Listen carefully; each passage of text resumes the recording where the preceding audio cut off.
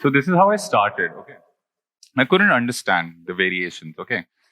Since the given nature that I couldn't, get into the formal way of learning, so everything has to come to me through the, the thermodynamic processes, which we all engineers know, called adiabatic stuff, right? So it took me like around 6 to 7 years to figure out where the world is going on, what's going to happen, and where do I stand. So it's an interesting story. First, what I want to talk about is that how I actually arrived here. So this started 2 years ago. I failed massively, So how I failed, just like this right now, like I couldn't play it, I couldn't, breathe into it. So it was an intense moment of my life, and I couldn't understand what to do. I was actually, after a brief period of entrepreneurial stint, I was trying to do something, and since I did not have any formal way of doing it, so it failed. Obviously, it was supposed to fail. So I accepted it. I said, okay, fine, no problem. But I faced the dilemma. The dilemma was that where do I go now? What should I do? Because people like us, we don't get this certificates like you do. Okay, we don't have this idea of validation. Like we all live in the society, right? We need something to show to the employer that I've done something. And for entrepreneurs, there is no such thing. And so I decided, I kind of thought of doing something because there was no way, I have to survive also in this world. So I started contributing to open source communities. So open source communities are basically everywhere around the world. So it's more about communities. What you do is you sort of put your time and effort to such communities, and what you do is you choose your interest. So I was actually working before in a financial institution, delivering an open source technology already there in that institution, and which was able to deliver a sizable amount of loan in a format of small financial way, right? We call it microfinance. So it struck me that how financial inclusion is a bigger goal to the whole world. So I started contributing towards it, and without even any expectations of getting anything back from the community, right? And this is where we've learned so far that we have to create our own capital. We have to create everything by ourselves. Okay, so for an instance, like how this guy, Facebook guy, he created an application for isolated people. Essentially, it's not something worth connecting because we can actually connect much more better than that. So such ideas were sprouting up into my head, and it was it was not something that I could materialize them then and there. So it took me a while, for like an year or so, where I was contributing into these applications, specifically financial applications. Okay, but then I realized later that life is not about it only. It has much more deeper meaning. And I started observing around. I took the paths, the path of silence. Okay, so this is something where things became more interesting.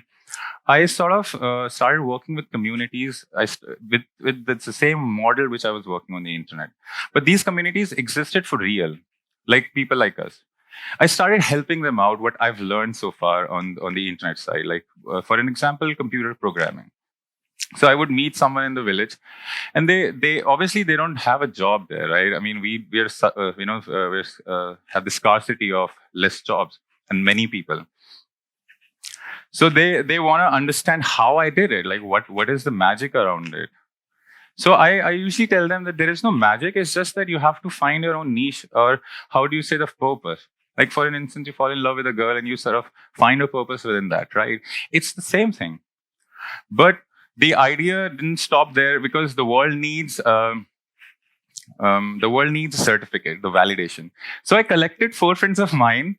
Not collected, I sort of assembled them. So my story is that I keep traveling around here and there across the world, sometimes alone, sometimes with someone. So that you would find me with some people, or sometimes you would find me alone, like, hanging around in some cafe and writing code for some open source stuff.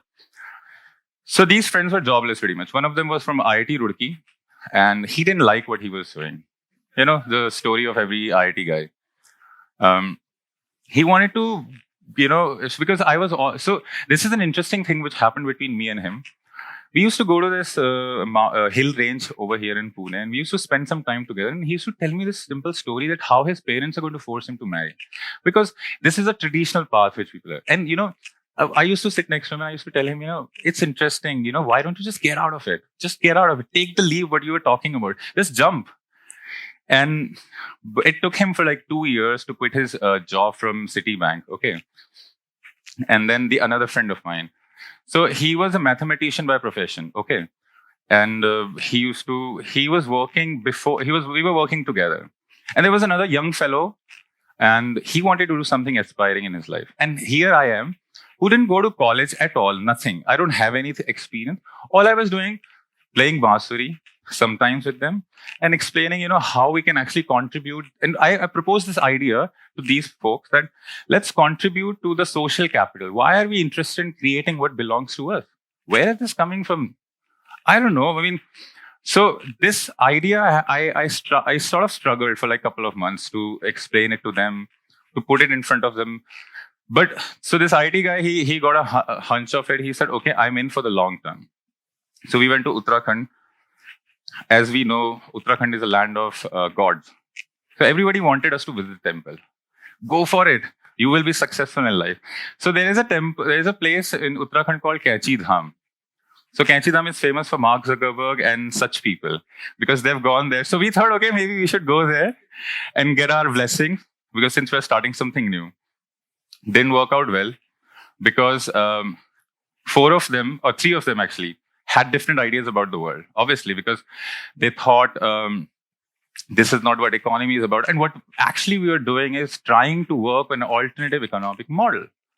So that alternative economic model is more about social capital, bringing in people together, sharing what they have, contributing it to a single goal, a larger goal, which I was obviously not aware of. Me and my friend were simply hanging around in the villages of those Uttarakhand and discussing those small ideas, how we can actually contribute to the larger goal. The larger goal was like this. And one night we were camping in a jungle. It was a jungle actually. And so I usually get work through online, right? I mean, this is what world we actually talked about. Okay. Everybody, that's what they said, like technology. So one fine day, one fine night, actually, somebody called me up and said, we need something. And I said, okay, that's wonderful. And we have a team together, like I have few people who would be interested in working together. That's it. And everything happened magically. I didn't have to move a finger. And on top of all these 3 folks, I was the one who should be worried about my future. But these 3 were like, what's going to happen in our life? This mathematics friend of mine, he's like, I don't have money. What am I going to do? What's going to happen in my life? Now my parents are not going to give me, this and that. And this another friend of mine, a young fellow, he was a little bit, he was grasping the idea of, what should be done now. And he was in for it. So I came back. I left them one of them moved and another 2 of them was there, and then so we dispersed within that realm, and we've got something. Okay, we've got something to work upon. We worked together for a couple of months, but things failed also again. So why they failed? Because they couldn't understand the proposition which I was putting in front of them, and this is where we as us fail to jump the wall. This is what we actually fail to do, because what we try to do is we try to analyze everything so much. We try to put labels. We try to put, we try to put intellectual theories around it. But we don't want to jump. We really don't want to jump. We simply think, okay, this is somebody else will. So I've met many people like this. Somebody else will come and push us. But that's not going to happen to any of us. You have to move. You have to find your own way. And eventually, after coming back from Uttarakhand, something magical happened. Everything's changed. I don't know what changed. People were coming towards for the work which we've done together, and for the other work also. I mean, I'm not saying that this is the only work which we've done, For the last 2 years, I've been actually remotely traveling around across India. I've met so many youths like us, me and you, and especially everyone. So all of them, there are two kind of people who you would meet also. Specifically, one of them would want to go to the America, and rest of the one who cannot afford, they would have to settle down here and start something new. And I realized there's so much to discover in our country. So then as I said, then I took the path, right, of the silence. So silence took me to a place called Bodh Gaya. So Bodh Gaya is something, you would know the Param Gyan thing, which happened to this guy almost 2,300 years ago. So I was fascinated. So I'm going to show you what I was actually doing. When I was traveling towards Bodh Gaya,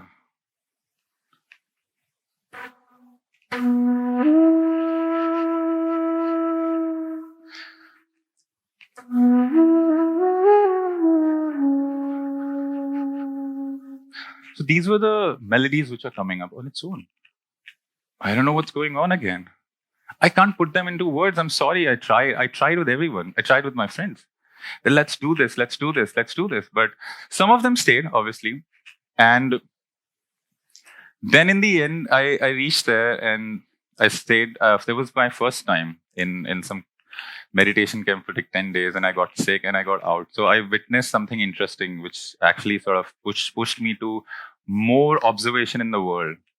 The observation of the world that how artificial intelligence is going to change our society and how we are going to lose our jobs. So as an entrepreneur, it's your role to create an alternative economy, because we live in fine line of contradictions.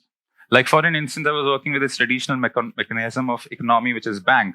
As on the other side, on the contrary, I was working with an alternative economic model called Bitcoin. There does exist, it is able to revolutionize the whole way or the approach we look at the banking model. So there does exist models. And look at the industries right now. They all are opening up. They want to become and act like a communities. So harness the power of communities as much as possible. I've lived in many communities from the last 2 years, and I've understood that they actually function on a very simple model: sharing, selfless giving.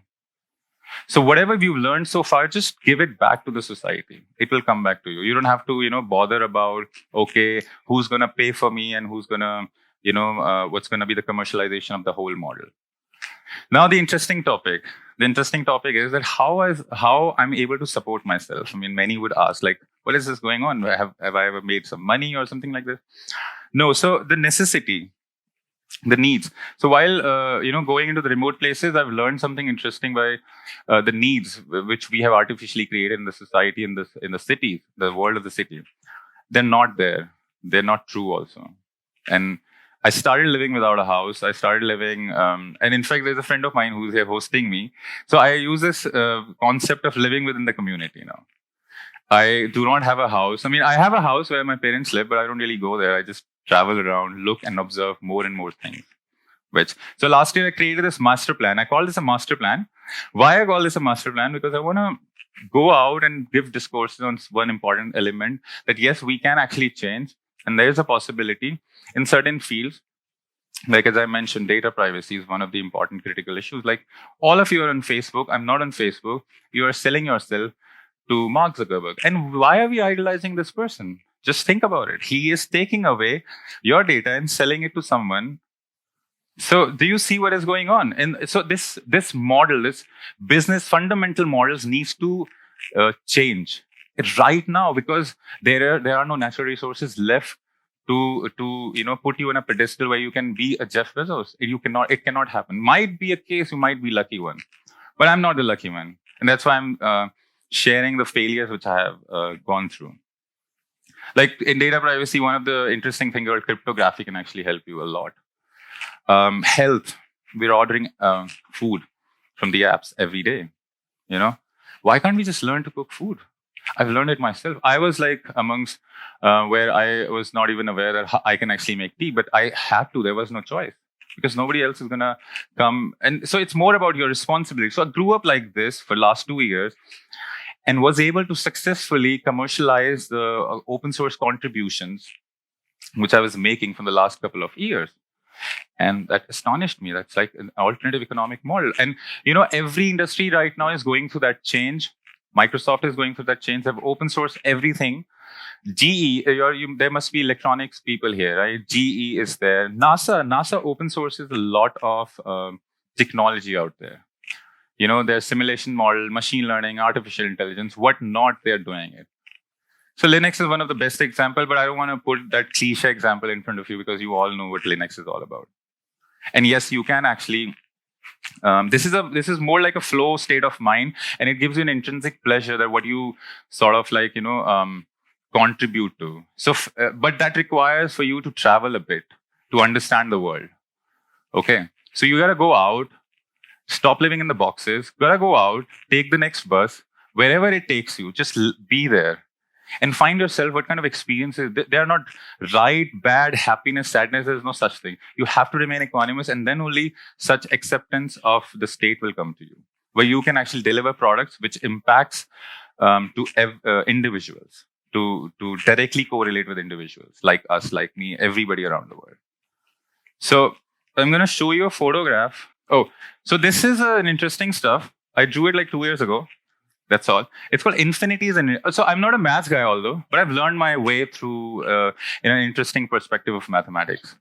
Like, I don't know, how did I learn it? But it just came to me. So this is an interesting thing. Infinity is indeterminate. Many mathematicians have spent a whole lot of time to understand this thing.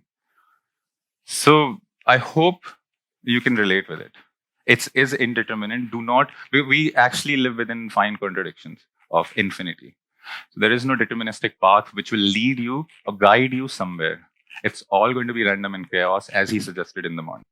I really didn't want to talk about technology. I could have actually talked about technology, but there was no fun. There's no fun in that.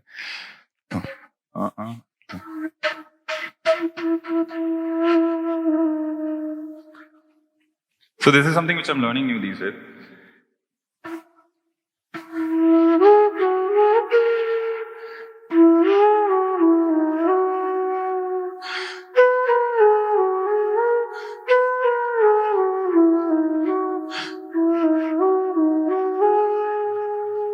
Usually this is played around the night, but I'm sorry I'm playing it right now.